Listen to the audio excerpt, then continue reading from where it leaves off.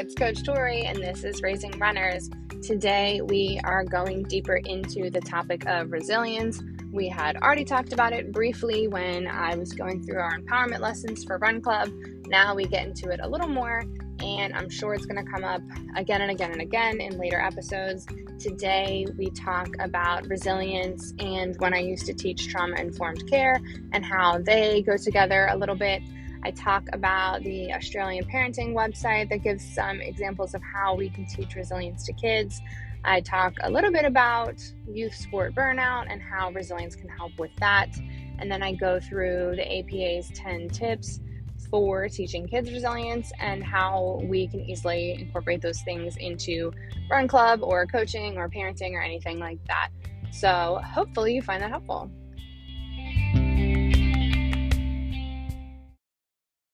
When we talked about resilience before, when I was describing all of our empowerment lessons, I may have mentioned that it is one of the ways to help prevent youth sport burnout.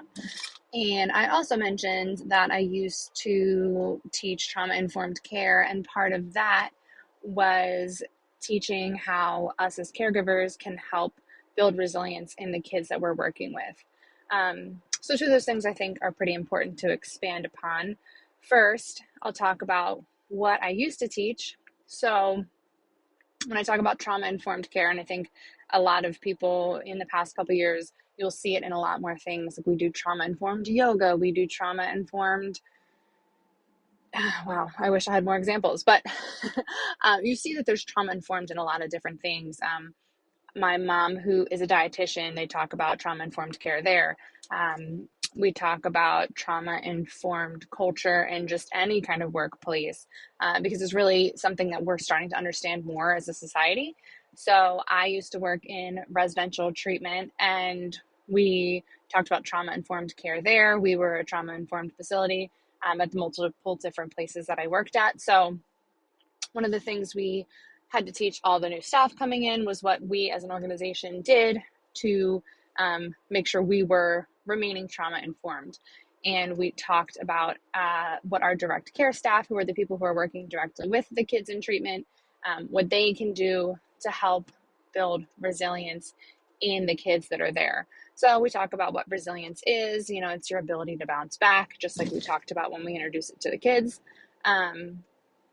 We talk about our roles. So especially as kids that are in treatment, their parents aren't able to be around all the time. They may actually not have parents or, anything like that. So at the time, the staff that are working with them are really their closest adult connection usually. So when we're talking about building resilience, you have to talk about the relationship that a trusted adult has with the child who they're helping build resilience in.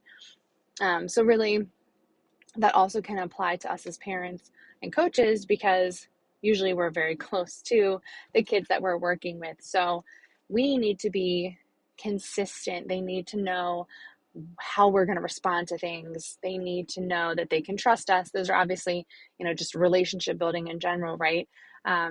So we talk about that. We talk about being able to teach them their own worth, what they're able to do, helping them be able to use positive thought, use power words, use those kinds of things. Again, not all this was what we talked about when I used to teach it, but along those lines of we need to help them see the good in them. We need to help them see their abilities because that's not always something that they've seen on their own. And then I think I mentioned this when we talked about resilience before. We talked about helping them overcome obstacles. So we have to give them opportunities to become independent. We have to give them opportunities to pick themselves up and give them opportunities to problem solve.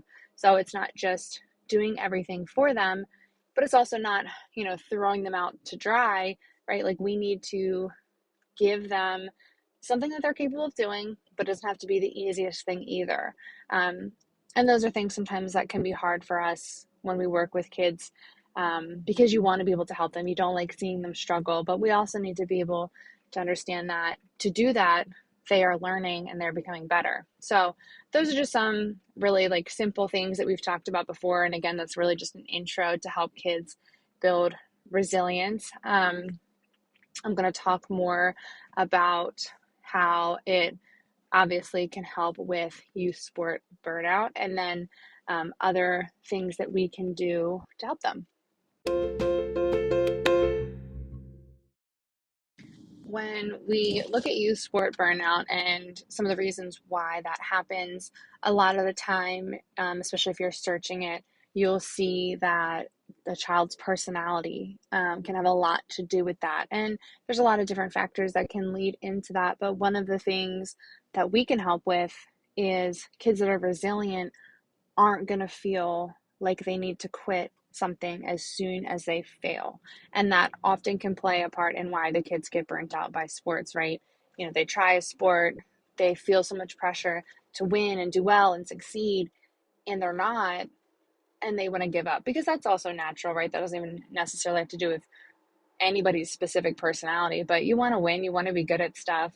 But a lot of the times you'll see kids who are unable to bounce back, are unable to pick themselves up.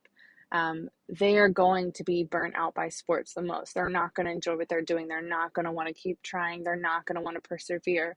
So when we're looking at burnout in that way, helping kids build resilience is going to help them not be burnt out by their sport.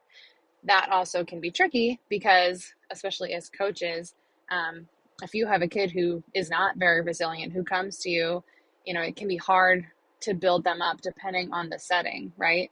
If they come join your super competitive travel team, whatever it is, and they're not succeeding, they're not doing well, you might not have the right setting to help give them the opportunities to overcome, help give them all of the positivity that they need. So this is where, we have to work together, parents and coaches and anybody else who's working with kids, that we really need to help them build this foundation when they're young, so by the time they get to these competitive levels, they have these skills. So we often, with our youngest group of kids, we make sure that power words and positive thought really are some of the biggest things that we're doing. We work on solving problems. We work on trying to push their limits, but not giving them something that's so hard that they're failing all the time. So they are building that confidence. So they are building, positive self-talk. And again, just like how when I said we structure our run club, we are starting with talking about power words, positive thought. That's always how everything starts. Even the kids who've been coming for season after season after season, the first day of the first run club for that season, we're talking about power words, we're practicing using them. So really just kind of constantly giving them that ability to practice their resilience, to remember, you can do hard things, you can overcome, and this is how. So really trying to lay that foundation because, like I said, it can be hard when you get to a certain point. I'm sure a lot of us adults can think about that too. It's like, I never built up those skills, so I really struggle at certain things now. So really trying to set everybody up for success early can help us when we are looking at not having kids be burnt out by their sport. So I'm looking at Raising Children. It's a website. It's the Australian parenting website. And I stumbled across this when I, was having another one of those moments where I'm like, how do I define resilience again in the simplest way to explain it to kids? And this is one of the websites that I found. So even how it starts, we're just going to look through this together.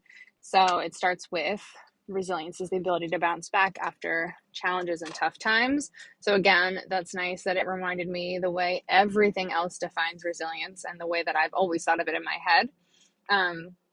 It also talks about recovering from setbacks and getting back to living life. I think that's important because it's a little different. It has some nuances, not just bouncing back after a challenge, but it's recovering. How do you move on? You don't have to necessarily go back to exactly what you were doing before, but how are you going to move on and live your life? And then it says, because we talked about facing challenges and how kids need to be able to face challenges, but I don't think I mentioned before that you have to learn to deal with them positively, right? we didn't really talk about some kids will face challenges and they can develop those maladaptive behaviors, or even just like a negative way of dealing with things. So it's not just giving them challenges, but also showing them a positive way to move on, to overcome, because that's really important, right? It's not just, I dealt with something in a bad way, or I, self-destructively or anything like that. So that was really an important distinction that I hadn't made before. And then strong relationships are the foundation of resilience.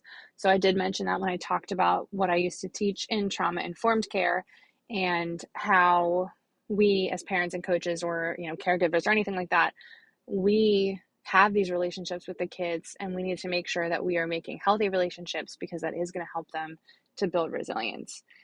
So then it talks about, it defines it again, really, what is it? And it talks about things that could be experiences that could be considered challenges or tough times for kids, just starting in a new school, moving, welcoming siblings. I don't think we always think about those kinds of things. And then like being bullied, family breakdown, illness, death, all of that. And then why is it good for kids?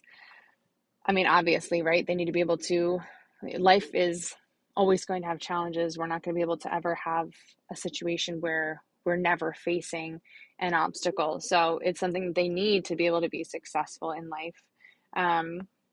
Talks about resilient children being good at problem solving. They're also able to learn new skills, which is also important, because to be able to grow, we need to learn new things. And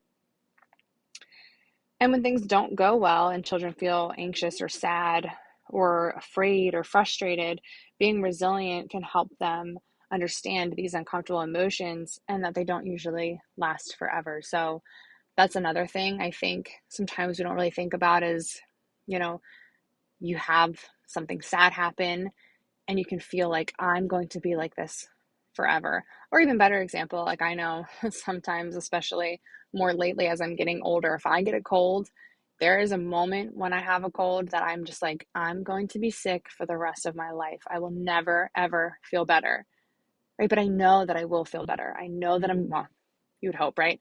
But I know that I'm going to recover. And that's another thing that resilience can teach kids is like, if you're sick, if you're sad, it's fine to feel that way, and that's going to happen, but you won't feel like this forever. So that's also really important. And then talks about resilient children are less likely to avoid problems or create those maladaptive behaviors, or, unhealthy ways of dealing with things. And as we know, kids are constantly faced with all kinds of opportunities to make mistakes, have unhealthy coping skills, live riskier lives. But resilient children are going to often have a better way of dealing with these things, or overcoming all of those obstacles there. And then relationships being the foundation of children's resilience. A strong relationship with a parent, a coach, a caregiver helps them feel loved, safe, and secure. And that also is going to give them the ability to want to grow, to feel like they can try more, that they can feel like they can face this obstacle and fail or move on, but they still have that security of the safe relationship that they have now. Let's see. Yeah, it gives them the confidence to be resilient. We kind of talked about that already. So here are some tips on the website about helping build your child's resilience. And if they're repetitive, I apologize, because I read through this and then kind of forgot about it, and now I'm reading through it with you again. So we talked about this, supporting your child, or, student athlete, or whatever it is, and trying not to solve every problem for them or minor disappointment, right? Give them the opportunity to fix it themselves, help them build autonomy, help them practice their problem solving skills. Along with that, it talks about avoiding predicting or preventing problems. Sometimes, especially I know as a parent, you're like, how can I avoid this meltdown? How can I avoid all these things? Because I need to get through my day too, right? But letting them have that meltdown, letting them overcome, letting them figure out how to, I don't want to put my shoes on, but I do want to go to the park kind of thing, like letting them have those opportunities can help them not have to do that again. And then encouraging your child to have another go when things don't work out, right? So giving them that praise, and we'll talk more about praise at another time too, because I know there's constantly different things to be talked about with praise. But encouraging them, right? Like being their cheerleader, which again, hopefully they don't always need our motivation, but everybody needs a little help sometimes, right? So encouraging them to try again, to do more. Building your child's self-compassion. So again, not kicking themselves when they're already down, helping them move on from difficult experiences. We kind of talked about that too. Make it a habit to recognize and acknowledge when things are going well. It talks about things like sharing one positive experience throughout your day, or I'm sure we'll talk about gratitude at some point too, but even making it a habit at dinner time, everybody say one thing they're grateful for, or a positive thing, right? Helping them develop problem solving skills in an age appropriate way. Yes, when we talked about that, we didn't mention the age appropriateness of it all, but we have to remember a 3-year-old's brain does not have the same capabilities to problem solve as a 6-year-old's brain, as a 9-year-old's brain, as a 22-year-old's brain, right? We have to remember who we're working with and what they're really capable of doing before we expect them to do something they cannot do and setting them up for failure, because that's really not what we want. And then finding a positive role model who's experiences similar challenges to your child. So whether that can be yourself or someone else, especially if there's something very specific that a kid's gone through, giving them someone that they feel like they can relate to is obviously super helpful as well. So that's really what I found on here. Obviously, if you're searching how to help children build resilience, you're going to find so many things on the internet. I just thought this website broke it down pretty nicely and easily, and it also touched on a lot of things that we had already mentioned. So it was nice to have that reiterated a little bit as well. So that was the Raising Children .net, which was an Australian parenting website. Obviously, it doesn't really matter where you are, Australia, here, anywhere, it doesn't really matter. But again, it just broke it down in a nice way that I thought made sense for us that we're talking about now. The American Psychology Association has 10 tips for building resilience in children and teens. So I thought I would just go through them and kind of explain how we do something that correlates with each tip at Run Club, which I also think can be pretty relevant to either parents or coaches of other sports. So first one is make connections. I feel like that one's pretty obvious, right? You're on a team, you're in a club, you are connecting. We usually keep our classes relatively small so that we're able to get to know all of the kids.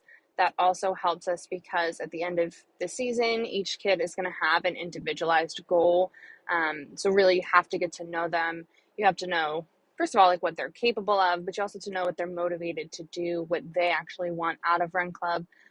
So really making that connection, getting to know them helps with being able to help them come up with a goal. So again, it's pretty obvious. You got to make connections to be able to help kids with anything, really. And then number 2 is help the child by having them help others. At Run Club, again, we often have a pretty broad age group. Our 3 to 5s, not so much, but our 6 to 13, there's almost always, we have times where there is someone who's newly 6 and there's someone who's 12 or 13, or just someone who's more mature and someone who's less mature, or faster versus slower, or understands the games quicker versus doesn't. So there's always going to be an opportunity to have the kids help the other kids. So we don't always have to be the ones helping the kids necessarily. We can do things where we pair them together. I had mentioned when we talked about teamwork, all the different teamwork activities that we do.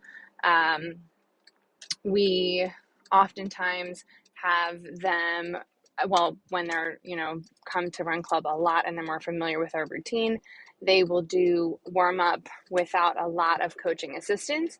So that's times where they're helping each other because someone who is more familiar with the movements or the routine as usually having to help instruct the other kids on what we're actually doing.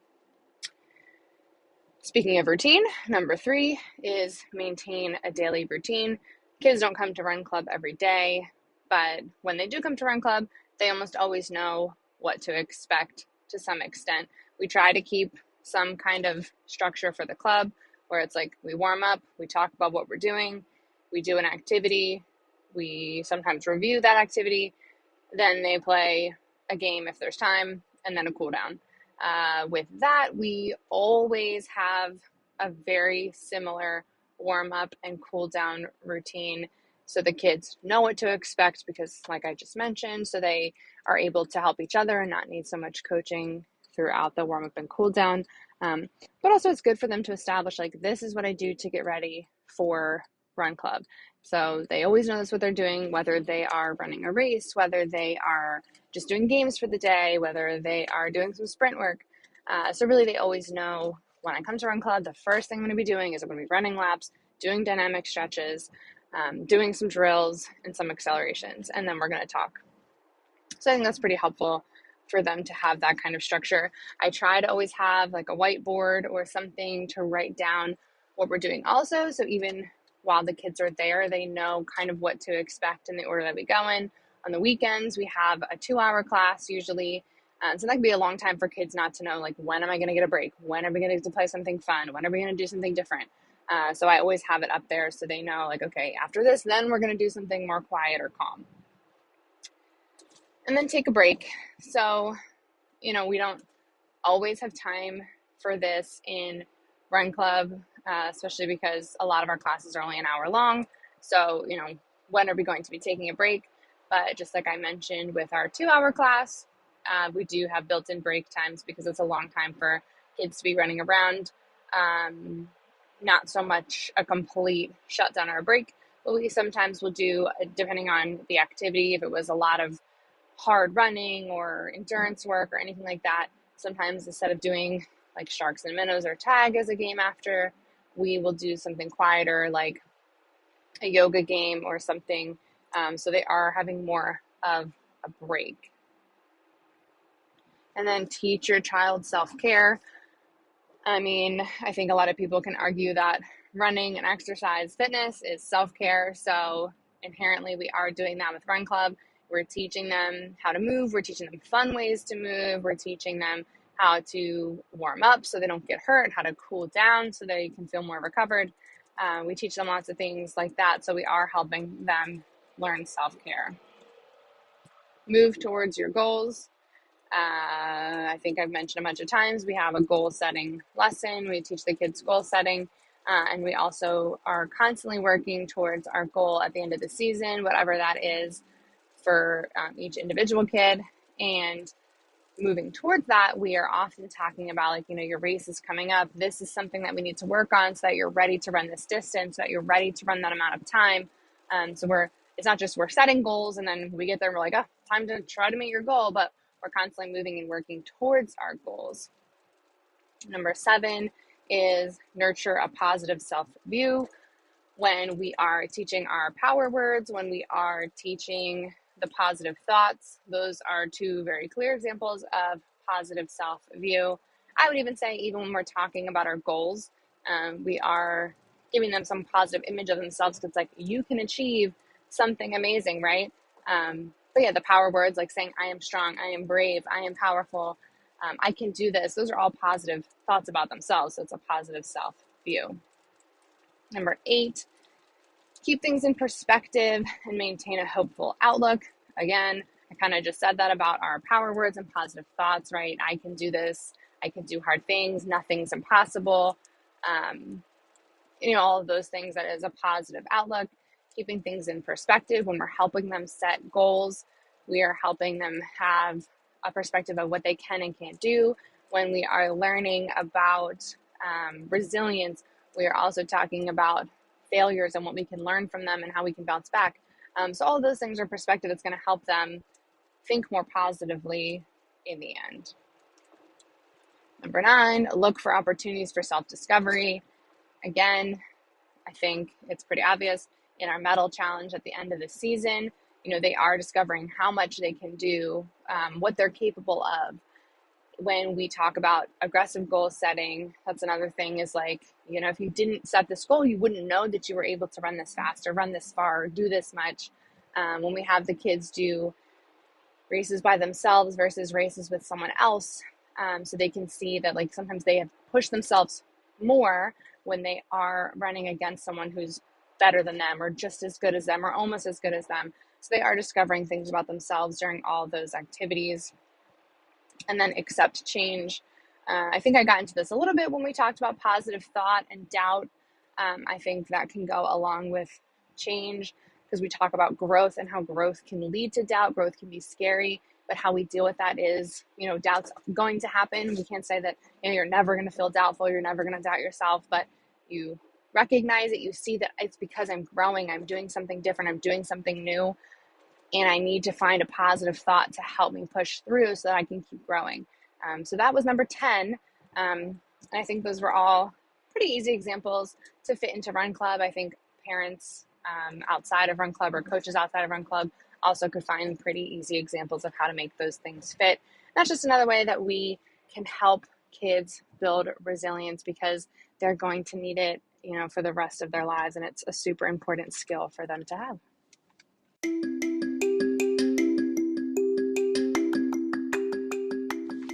So that was our deeper overview of resilience.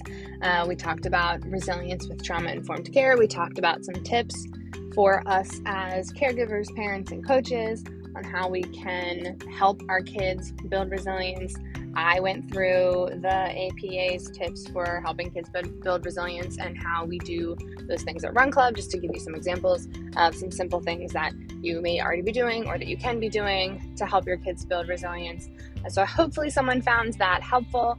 Again, if you have any questions, suggestions, comments, anything, feel free to email us at marikirrunclub@gmail.com. And I'm sure we'll talk about resilience again because it just comes up so often. Thanks.